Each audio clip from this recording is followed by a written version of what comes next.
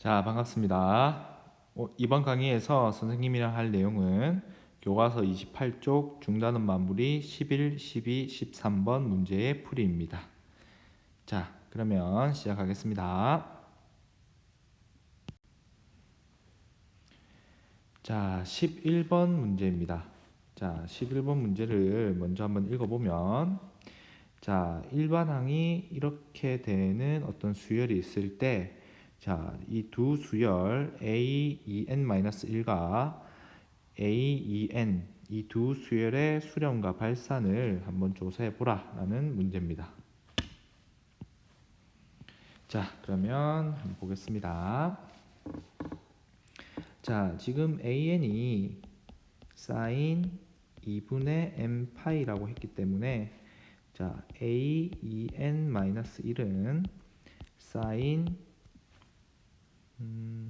2분의 자, 2n-1파이 이렇게 된다라는 걸 구할 수 있고 자, A2n은 sin 2분의 2n파이 여기서 2가 약분되면서 sin n파이다 이렇게 된다는 걸 정리할 수 있습니다.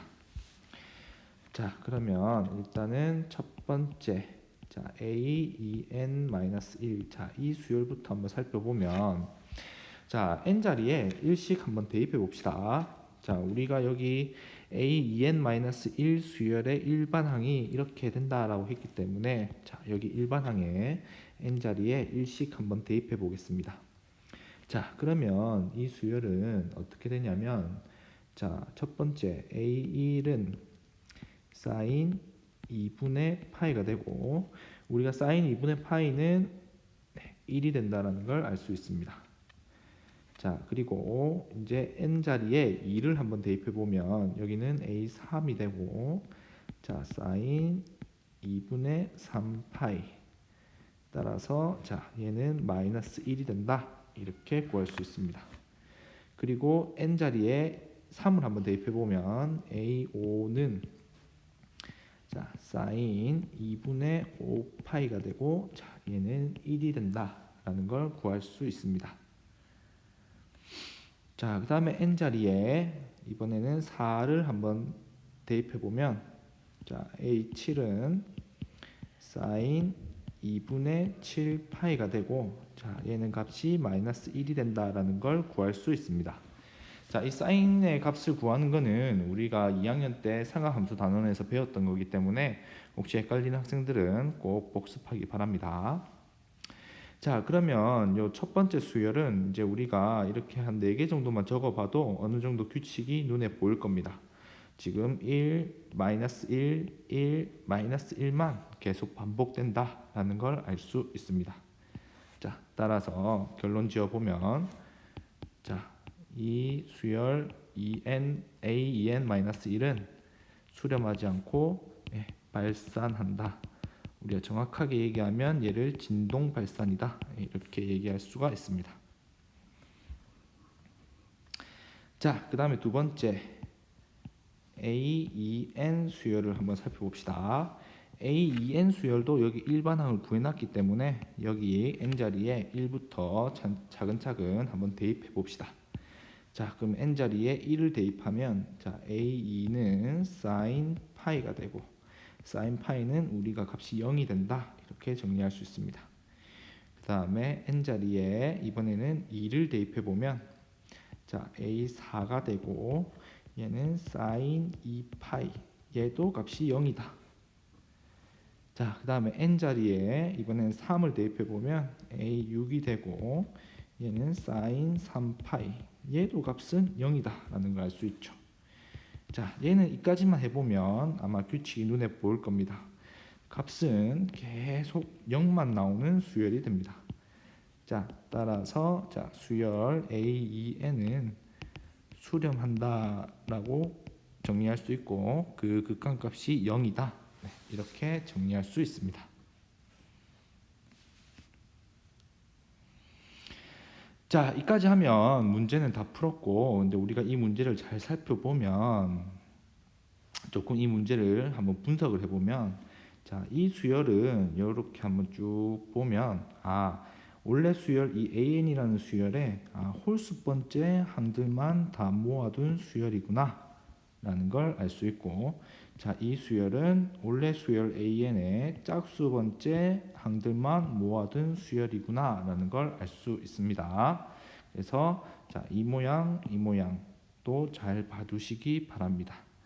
그리고 자, 홀수 번째 항들만 모은 거 발산, 짝수 번째 항들만 모은 거 수렴. 자, 이 경우는 그러면 원래 수열 AN은 과연 수렴한다라고 할 수 있을까요? 아니면 발산한다라고 할 수 있을까요? 자, 얘는 발산한다라고 해야 됩니다. 앞에서 개념 학습할 때도 배웠겠지만 우리가 자, 원래 어떤 수열이 수렴하기 위해서는 이 홀수 번째만 모아둔 수열도 수렴해야 되고, 자, 이 짝수 번째 항들만 모은 수열도 수렴해야 되고, 이 둘의 수렴 값이 서로 같아야 이 수열도 수렴한다 라고 말할 수 있다라는 걸 앞에서 배웠습니다. 그래서 혹시 이 내용도 좀 헷갈리는 학생들은 꼭 복습하기 바랍니다. 자, 다음 문제로 넘어가겠습니다. 자, 12번 문제입니다. 12번 문제를 일단 먼저 한번 읽어보면, 자, 수열 AN이 모든 자연수 N에 대하여 자, 이런 대소관계가 성립할 때, 자, 이 식의 극한값을 구해달라라는 문제입니다. 자, 12번 문제처럼 어떤 수열 AN에 대한 이런 부등식 형태의 대소관계가 주어져 있는 경우는 대부분 수열의 대소관계를 이용해서 푸는 문제가 많기 때문에 그렇게 접근해 나가시면 됩니다. 자, 그리고 일단 부등식이 좀 다소 복잡하게 생겼는데, 지금 이 앞뒤 분수를 살펴보면 분모에 무리식이 포함되어 있는 형태이기 때문에 일단은 분모를 유리화하는 방법으로 식을 좀 변형시켜 보겠습니다. 자, 그러면 일단은 앞에 분수를 먼저 살펴보면, 자, 이 분모를 유리화하기 위해서는 자, 분자 분모에 루트 n 플러스 2 마이너스 루트 n 플러스 3을 곱해줘야 됩니다.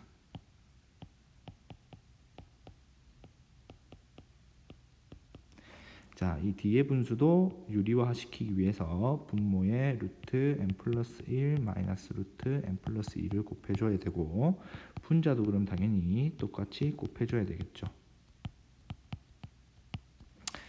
자, 이렇게 곱해서 유리화를 시켜보면, 자,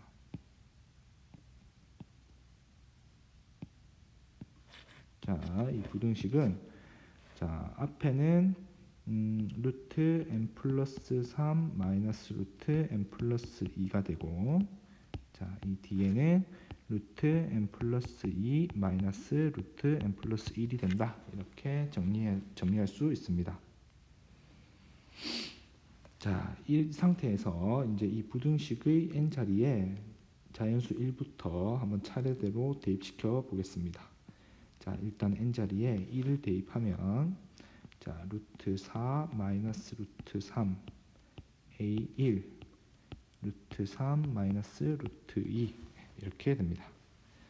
그리고 n 자리에 2를 한번 대입해 보면 루트 5 마이너스 루트 4, 여기는 A2, 자, 여기는 루트 4 마이너스 루트 3, 그리고 n 자리에 3을 한번 대입해 보면 루트 6 마이너스 루트 5, 가운데는 A3, 여기는 루트 5 마이너스 루트 4 이렇게 된다라는 걸 알 수 있습니다. 자, 이렇게 해서 계속 나가면 n번째는 an 루트 n 플러스 3 마이너스 루트 n 플러스 2, 자, 여기는 루트 n 플러스 2 마이너스 루트 n 플러스 1이다. 이렇게 정리된다는 걸 알 수 있습니다. 자, 이 상태에서 각 변을 한번 다 더해보면, 그러니까 여기 있는 변은 요 변끼리 더하고, 자, 이 가운데는 또 가운데끼리 더하고, 그 다음에 이 맨 오른쪽은 또 오른쪽끼리 더해 봅시다. 그래서 각 변끼리 싹 다 더해 보면, 자 일단 왼쪽부터 살펴보시면 더해 나가면 이렇게 쭉쭉 다 사라지고 얘와 얘만 남는다. 따라서 루트 n 플러스 3 마이너스 루트 3 이렇게 된다는 걸 알 수 있습니다. 자, 그리고 이 가운데는 싹 다 더해주면 이 an이라는 수열을 첫째 항부터 n번째 항까지 더한 거기 때문에, 자 시그마 k는 1부터 n까지 ak다. 이렇게 시그마 기호를 통해서 나타낼 수가 있습니다.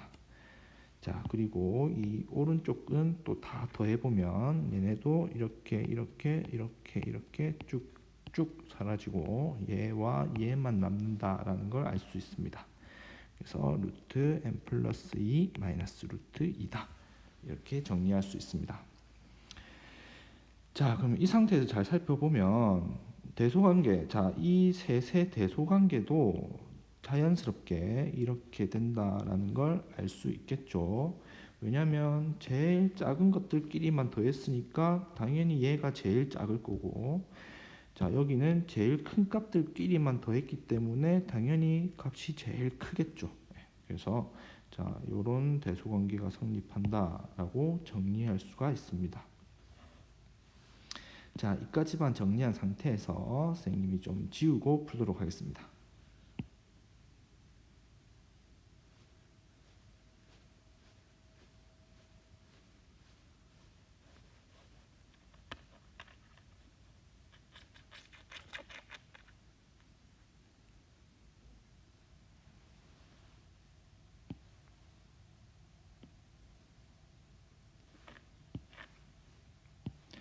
자 그러면 지금 이렇게 정리가 됐습니다. 자 근데 내가 구하려고 하는 극한값을 구하려고 하는 식은 지금 여기 보시다시피 지금 이 시그마 k는 1부터 n까지 ak를 또 루트 n 플러스 1로 나누고 있죠.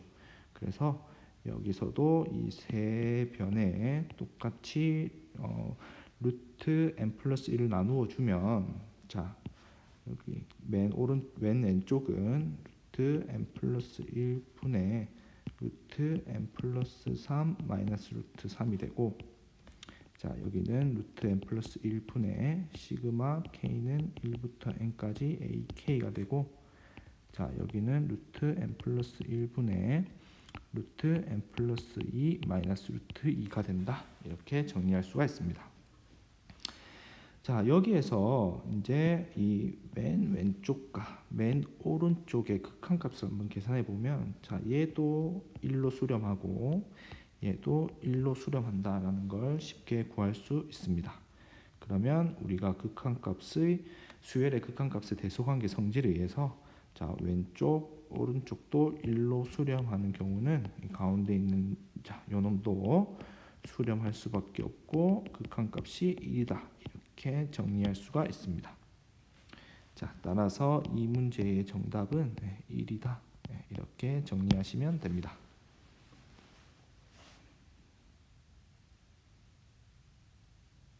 자, 풀이가 조금 복잡해 보일 수도 있는데 한번 각자 좀 이렇게 노트에 순서대로 차근차근 적어보면서 이런 유형의 문제는 수능에서도 자주 흔하게 출제되는 형태이기 때문에 꼭 한번 꼼꼼하게 복습하기 바랍니다.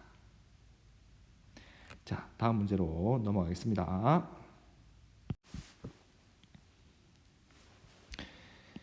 자, 13번 문제입니다. 자, 13번 문제를 잘 읽어보면, 자, 오른쪽 그림과 같이 자연수 n에 대하여 자, 두 지수 함수의 그래프와 이 직선의 교점을 pn, qn이라고 할 때, 자, 요 놈의 극한값을 한번 구해보라 라는 문제입니다.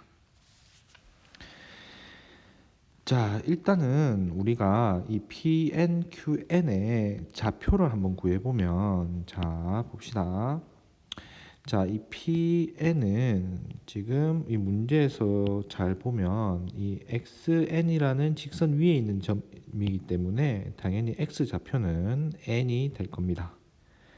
자, 그리고 이 PN은 그리고 또 이 4의 x제곱이라는 이 지수 함수 위에 있는 점이기 때문에 y좌표는 4의 n제곱 이렇게 된다는 걸 구할 수 있습니다.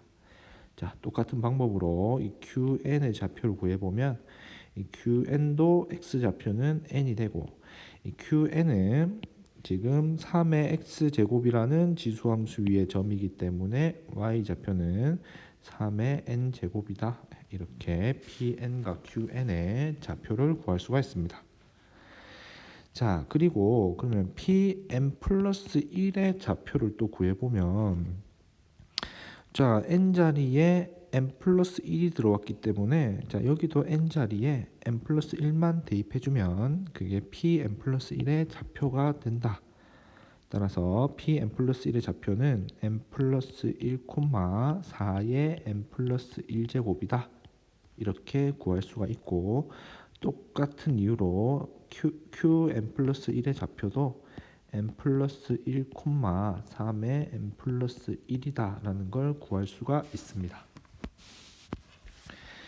자, 그러면 자, 이 선분 PNQN의 길이는 자, 우리가 이 그래프를 자세히 보면 어차피 PN과 QN은 요 XN이라는 한 직선 위에 있는 점이기 때문에 자, 이 점에서부터 이 점까지의 거리는 결국 이 두 좌표의 y좌표의 차만큼 이 길이가 된다라는 걸 알 수 있습니다. 따라서 이 PN, QN의 길이는 자, 4의 n제곱 빼기 3의 n제곱이다 라고 구할 수 있고 똑같은 방법으로 잠시만 지우고 가겠습니다. 자, 똑같은 방법으로 선분 Pn 플러스 1, Qn 플러스 1 또한 길이가 4의 n 플러스 1제곱 빼기 3의 n 플러스 1제곱이다 라고 구할 수가 있습니다. 자, 그러면 자, 문제에서 구하고자 하는 것은 자, 선분 PN, QN 길이 분의 선분 PN 플러스 1, QN 플러스 1의 극한값인데 자, 얘는 리미트 n이 무한대로 4의 n제곱 마이너스 3의 n제곱 분의 4의 n 플러스 1제곱 마이너스 3의 n 플러스 1제곱이다. 이렇게 바꾸어 쓸 수 있고 자, 그럼 얘는 리미트 n이 무한대로 갈 때 4의 n제곱 마이너스 3의 n제곱 분의 4 곱하기 4의 n제곱 빼기 3 곱하기 3의 n제곱이다. 이렇게 바꾸어 나타낼 수가 있습니다. 자, 그러면 등비수열의 극한에서 배웠듯이 우리가 자, 이런 형태의 극한값은 밑이 제일 큰 수의 요 앞 숫자로 분수만 만들어주면 걔가 극한값이 된다라는 걸 배웠습니다. 따라서 자, 얘의 극한값은 1분의 4가 된다. 이렇게 구하면 됩니다. 자, 이 문제처럼 보통 그래프가 나오고 그다음에 좌표값, 그다음에 선분 길이 이렇게 되어 있으면 일단 문제가 되게 복잡해 보이니까 이 문제는 어려운가 보다, 어려운 문제다라고 지레 겁을 먹는 학생들이 많은데 차근차근 문제를 읽으면서 그 문제에 제시된 거를 하나하나 정리해 나가다 보면 이렇게 쉽게 답을 구할 수가 있습니다. 그래서 이 문제도 좀 어려운 학생들은 풀이 과정을 처음부터 차근차근 적어보면서 한번 복습해 보기 바랍니다. 자, 그러면 이번 강의는 여기까지 하겠습니다. 수고하셨습니다.